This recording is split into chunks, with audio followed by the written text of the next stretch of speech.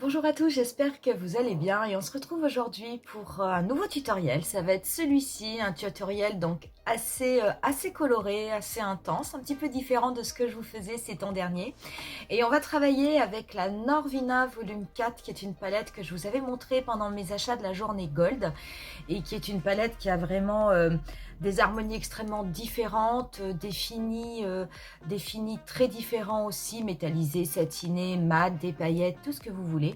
Et je pense qu'on va commencer une nouvelle petite série maintenant qu'on a fini celle de la glam et ça va être du coup sur la Norvina. Donc on va faire un teint complet ensemble et puis si jamais vous aimez la vidéo, bah, écoutez, je vous invite à mettre un petit pouce en l'air et puis éventuellement à vous abonner si vous avez envie de connaître toutes mes publications pendant ce confinement et puis au-delà du confinement. Et pour ce qui est du tutoriel, eh ben, je vous dis à tout de suite.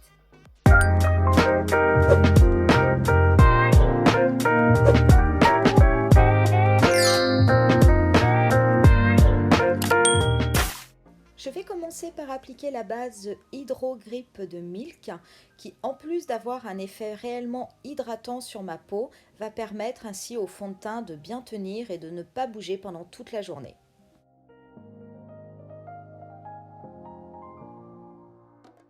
Pour ce qui est du fond de teint, je vais appliquer aujourd'hui le teint Idol Ultra Wear de chez Lancôme. Moi, c'est la teinte numéro 3. Donc on est sur un fond de teint qui a un indice SPF 15 et qui vraiment a une longue tenue, qui est très confortable, hein, qui peut tenir toute la journée sans aucun problème. Donc je l'applique à l'éponge parce que j'ai mis la base Hydro Milk et malheureusement c'était un de mes fonds de teint préférés que je n'applique quasiment plus parce qu'il a vraiment une odeur, un parfum extrêmement fort et j'ai de plus en plus de mal à le supporter. Donc c'est vrai que moi les parfums dans les cosmétiques, je crains un petit peu. Mais à part ça, si vous ne craignez pas, sachez que c'est un super produit. Pour l'anti-cerne, je vais appliquer le Flawless Fusion de chez Laura Mercier qui est vraiment adapté aux peaux mixtes et c'est un anti-cerne que j'aime beaucoup, donc je l'applique vraiment juste sur mon cerne, j'en mets un tout petit peu au niveau des ailes du nez et je vais vous montrer, donc je vais l'appliquer sur un œil au doigt, sur l'autre œil à l'éponge et en fait c'est un anti-cerne qui est très liquide, qui est très léger mais qui couvre très bien et qui peut vraiment être travaillé des deux façons.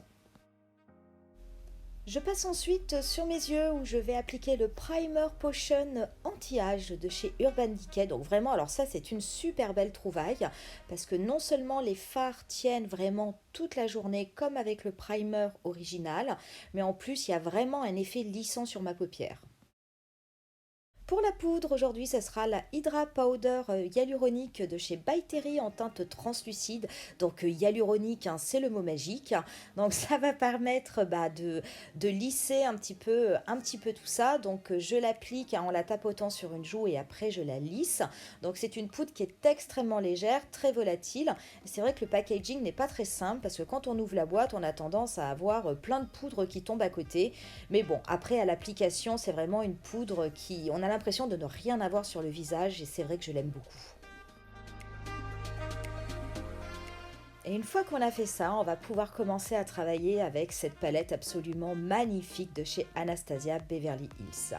Donc je vais commencer par prélever le fard B2 et avec un pinceau MAC D117, je vais l'appliquer au niveau du coin externe de mon œil et je vais ensuite commencer à dégrader la couleur au niveau de mon pli paupière. Alors attention, là on va travailler des couleurs aujourd'hui qui vont être essentiellement bordeaux, violette, donc ce sont des couleurs qui sont quand même beaucoup plus difficiles à dégrader que les tons neutres, les tons marrons, les tons beige ou éventuellement même les tons orangés.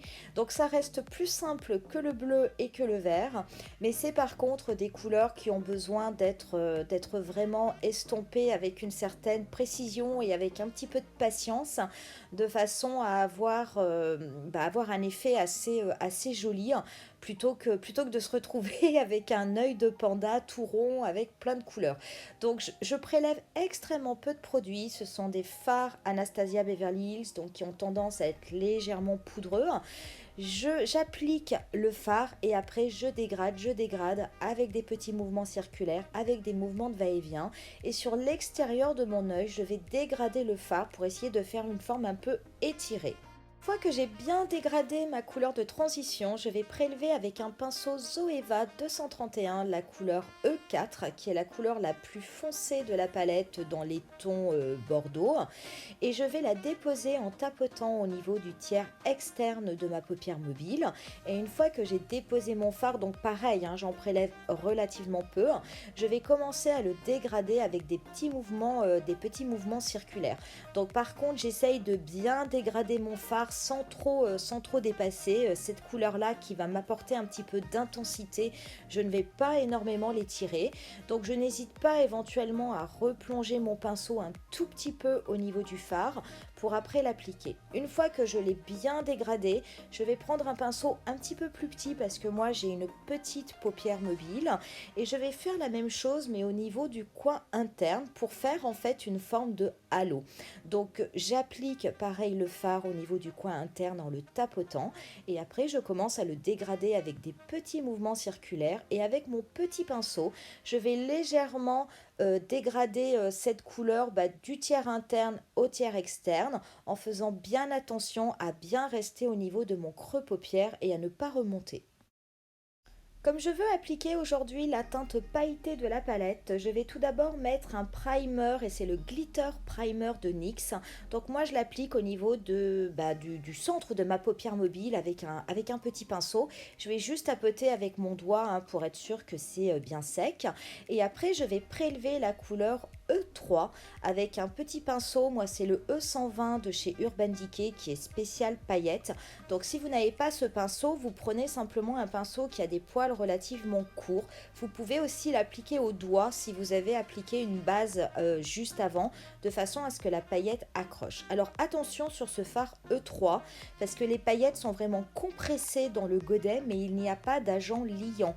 Donc c'est extrêmement volatile. Si vous essayez de l'appliquer avec un pinceau fluffy, les paillettes vont partir dans tous les sens et après ça va vous ruiner tout votre teint. Donc moi je dépose vraiment les paillettes et après je les travaille un petit peu.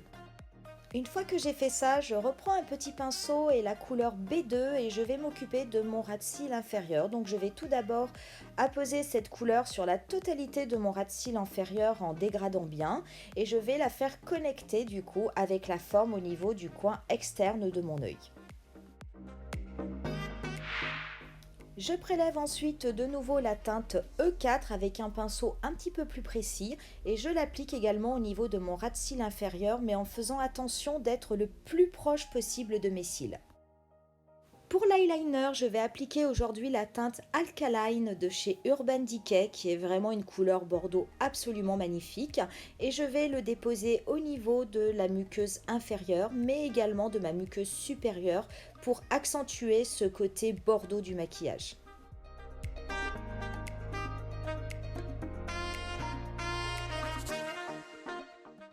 Et pour en finir avec les fards, je vais prélever la teinte A2 qui est une teinte irisée, un petit peu duochrome, qui est vraiment absolument magnifique. Et je vais l'appliquer juste au niveau du coin interne de mon œil pour illuminer. Et par contre, le fard, je l'applique sec, hein, pas besoin de fixe plus. Et croyez-moi, il a déjà une intensité qui est absolument superbe. Et ça va permettre de contraster un peu avec la couleur foncée du bordeaux. Pour ce qui est des cils, je vais poser des faux cils hors caméra. Donc j'applique pour le moment juste une petite couche avec un mascara, c'est celui de Smashbox, simplement pour noircir mes cils.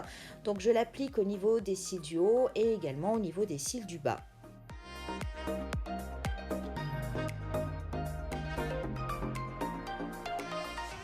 Aujourd'hui, comme le maquillage est assez intense, je vais retravailler mes sourcils. Donc je vais prendre le pinceau Precise My Brow de chez Benefit que j'aime vraiment beaucoup. Et avec la partie stylo, hein, la partie mine, je vais commencer à redessiner mon sourcil de façon à ce que la couleur soit beaucoup plus homogène. Également à combler les petits trous qu'il pourrait y avoir éventuellement. Et une fois que j'ai fait ça, je vais juste prendre l'autre côté où il y a la brosse de façon à les remettre bien en place. Pour finir mon teint, je vais me servir du Master Blush de chez Maybelline et je vais prendre les deux couleurs du milieu que je vais mélanger et que je vais appliquer du coup pour mon blush.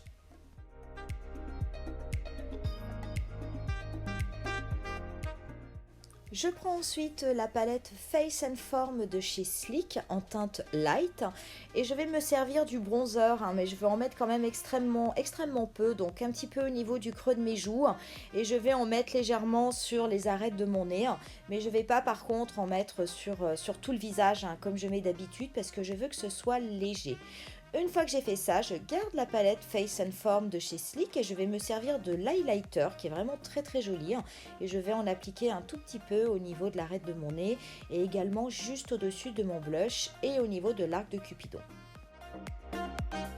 Pour ce qui est des lèvres, j'ai hésité avec deux gloss de chez Sephora et puis je vais prendre le 140 qui est Stunning, qui est un rose avec un fini irisé. Et cette série gloss, elle est vraiment super, hein, parce que vous avez des gloss avec des finis différents qui sont mat, métallisés, irisés ou pailletés. Mais ils ont vraiment une très belle tenue, ils ne sont pas très collants et franchement, à l'application, ils sont vraiment très agréables. Donc moi, j'aime beaucoup le résultat. Et une fois qu'on aura fait ça, que j'aurai appliqué le gloss, et ben écoutez, on en aura terminé avec ce premier tutoriel. Voilà pour le look final, donc j'espère qu'il vous aura plu.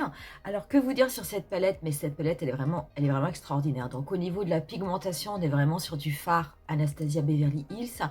Au niveau de la texture, c'est vrai qu'on retrouve ces fards un petit peu poudreux qui moi ne me dérangent pas. Mais par contre vraiment super. Donc les paillettes un petit peu difficiles à appliquer, mais ça c'est normal. Ce sont des paillettes, hein, qui se désagrègent un peu dans le godet parce qu'elles sont libres. Le fard irisé que j'ai mis au coin interne de mon œil, mais il est absolument sublime et je ne l'ai pas du tout travaillé mouillé.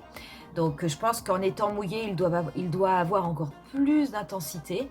Les fards mat sont très beaux et se dégradent bien, même si aujourd'hui on a travaillé sur des couleurs un peu bordeaux. Il faut faire attention parce que là, le bordeaux, on rentre dans des couleurs qui commencent à être difficiles à dégrader. En tout cas, beaucoup plus difficiles que les tons neutres.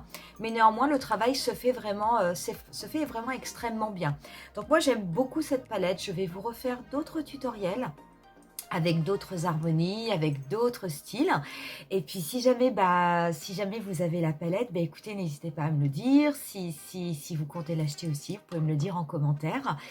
Et puis nous, on va se dire à bientôt donc pour un nouveau tutoriel qui sera, je pense, je vais essayer de le monter, qui sera une revue.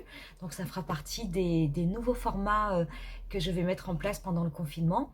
Et puis je vous laisse avec quelques photos du look final. Bye!